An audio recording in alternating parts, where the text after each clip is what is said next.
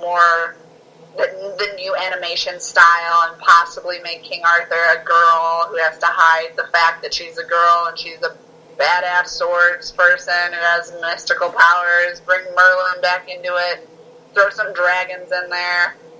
I would love to see more dragons in Disney. I know we know I love dragons, but like I feel like the story of Brave, if you remember that one with the red curly-haired girl. Yeah.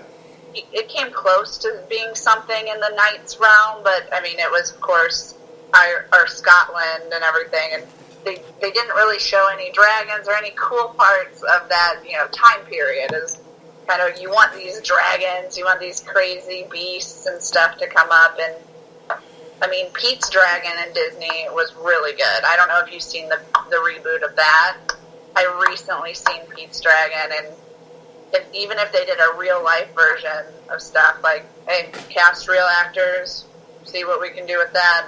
Disney doesn't do bad with real-life and CGI mix either, so something around those lines. It's very rough, but it's just a realm that I think Disney can play with, and they kind of like, not stealing, I don't want to say stealing, but going off of popular tides that, like, little instances that already have their own popularity, and King Arthur definitely has its own following. So if they did a new animated fun adventure with that, I think it would be really successful. What do you think? Well, unlike you with my idea, I think I would actually put money behind this idea. I do agree that I think that the medieval times are just so action-packed, and they're so full of just nothing can beat the imagination when it comes to what comes to the back then.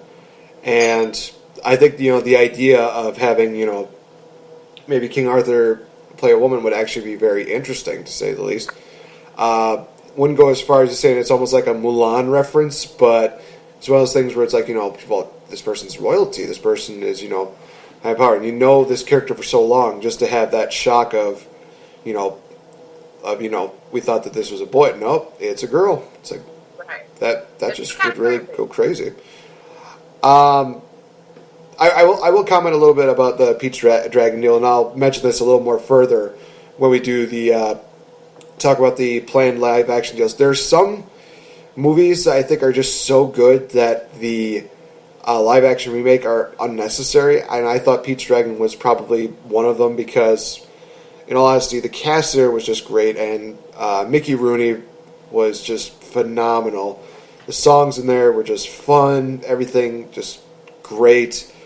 So it's kind of one of those things where it's almost like Jungle Book, where it's like I'll watch it, but I don't know if I'll full on enjoy it, because it's one of those things where it's like, oh, this could be better than basically what my childhood memories were. And sad enough, Jungle Book did actually break that barrier, and I think there are a lot of other ones, and I'm also worried about Beauty and the Beast that's coming up, which we'll talk about a little bit later.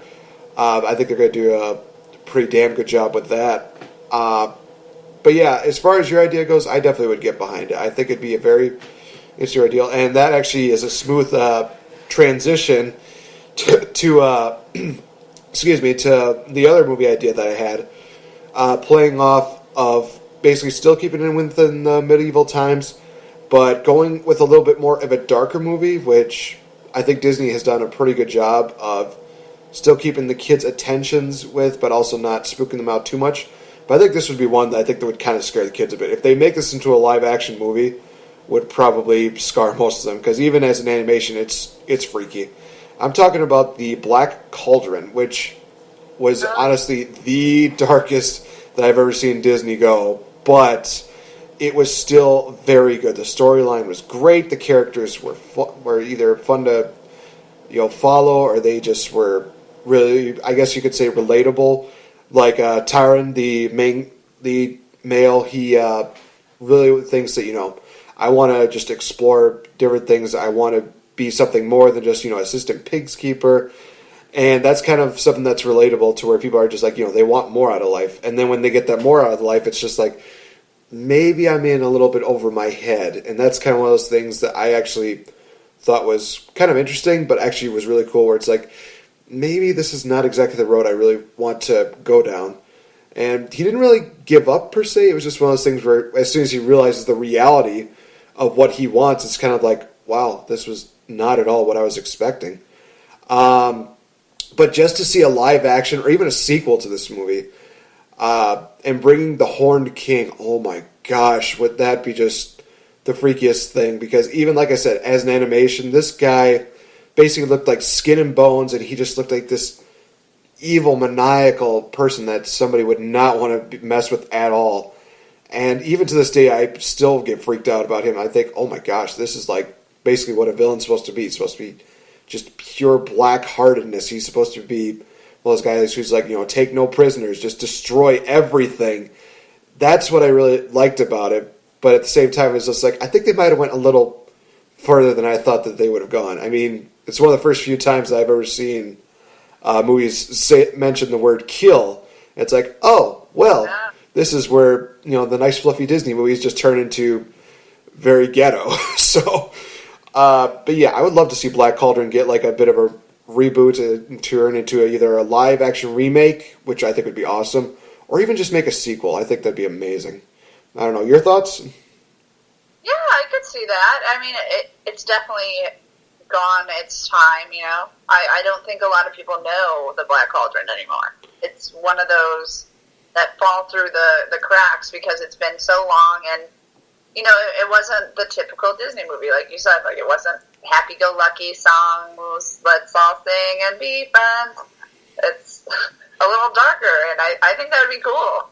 It's almost set in the same, like, it's like castles and all that kind of cool, like cauldrons. That's like knight stuff and like swords, like not the katana like swords, but medieval time swords. I agree with you, and that's kind of what I was saying with my choice too. It's like people can, where's Disney at? It's like they had this one, the Black Cauldron, Sword and Stone, and then they like left it to rest. I don't know why. They should go back into this time period and really think it through. I think it has a lot of good ideas. Oh gosh, yeah. Well, I would also talk, comment on Sword of the Stone. Can you imagine, like, a live-action Archimedes the Owl? I think that'd be pretty fucking hilarious. It would be entertaining, and that's kind of what we watch Disney for, entertainment. We've been talking about in our previous podcast, so like Dracula, Frankenstein, all those are kind of public domain. And I was thinking Disney should get behind this and maybe I know that their competitors, DreamWorks, I believe it was, did a Hotel Transylvania, I believe it was called, which was like an old hotel that was for monsters, and it was a really goofy movie, like Will Ferrell, I'm pretty sure, voiced in it, and there was a bunch of, a mummy, Dracula, and his like daughter wanted to date a normal human, and it was kind of a goofy movie. And I think if Disney took a hold of these monsters and kind of made it almost maybe not like a superhero group, it could be kind of like The Difference, like a villain group that they're trying to do bad. It could still have that humor in it, but like if they took a hold of these monsters, so bring Frankenstein, let's get the whole crew, Dracula, Wolfman, Mummy, Invisible Man, or whatnot, Swamp Thing,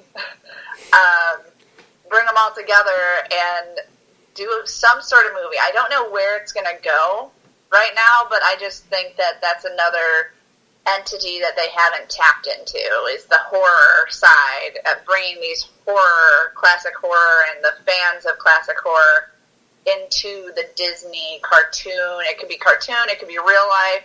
I mean, I know they've done a few Tim Burton, like having Tim Burton do a bunch of stuff with this like horror side, and I think he's supposed to be like the master of Disney horror in quotes, but I don't want him to touch it. I want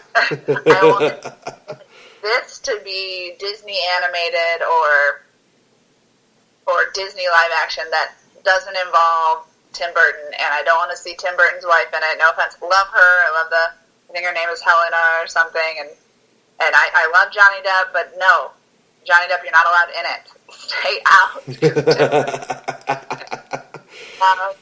So it's something like that. It's a different look on horror. It can have that comedy that the Hotel Transylvania had, but I want it to be more backed by the classic take of how horror was and just kind of reboot it in a Disney style. And I feel like if any, big corporation and entertainment right now could do it right and do it to where the fans like it and back it, it would be Disney. So right. I don't really know where it would be going. If you have an idea of where that could go, please tell me. But I just wanted that theme again. I grabbed a theme, and that's what I'm throwing at them.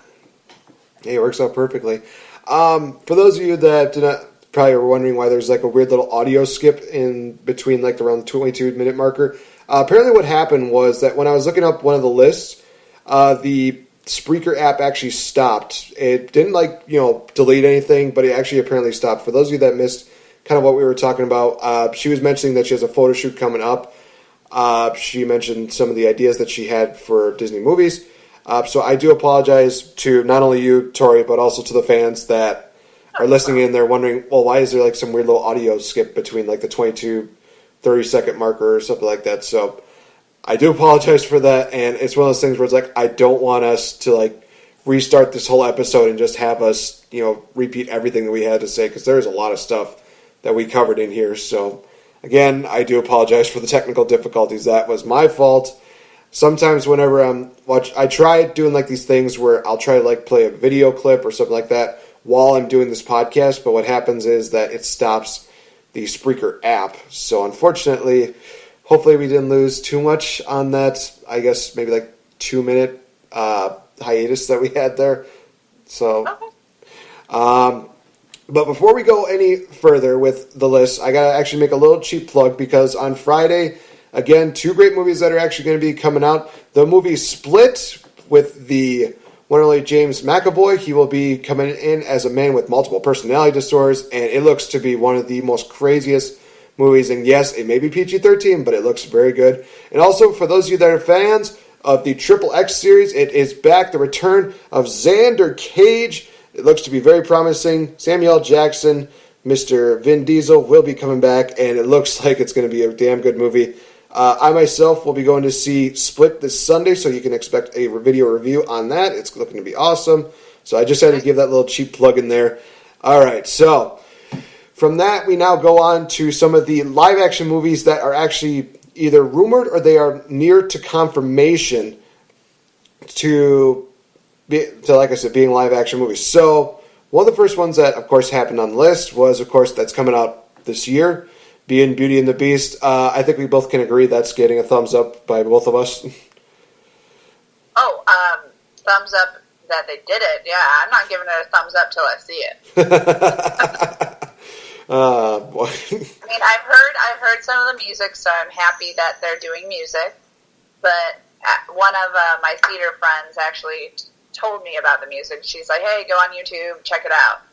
And I was like, "Why?" And she's like, "Well, I'm not saying that Emma Watson, yeah.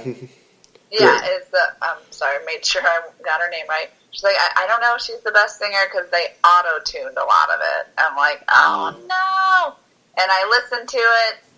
It is quite a bit auto-tuned, but it doesn't sound bad. And then I also heard that Ariana Grande and John Legend are supposed to be doing the end theme of, Tale as Old as Time, either that or something there, but they're doing the end theme song. And that's another thing that I'm kind of like, I guess. I like John Legend a lot, and Ariana Grande's voice is beautiful, but I don't know, we'll see. I'm kind of excited about it, but I'm also like, oh, please don't auto-tune and pop this out. I don't want it popped out. I want it beautiful. Yeah, I agree. And it's still kind of hard to really, try to remake an already amazing classic as Beauty and the Beast and make it into a live action sometimes. But casting is great. I think that, the music is going to be pretty good. As long as they stick to, the same storyline, I think that I'll be completely fine with that. If they try, little tweaks, I'll probably notice it. Be like, that wasn't in the last movie that you guys did. So I think I'm going to have to give you a little bit of criticism there. But I don't agree. I don't like when they do the same storyline. because it's the same movie. I don't like watching the same movie. And that's kind of, I think, if you watch the new Pete's Dragon, I think you'll actually like it because it's a totally different movie.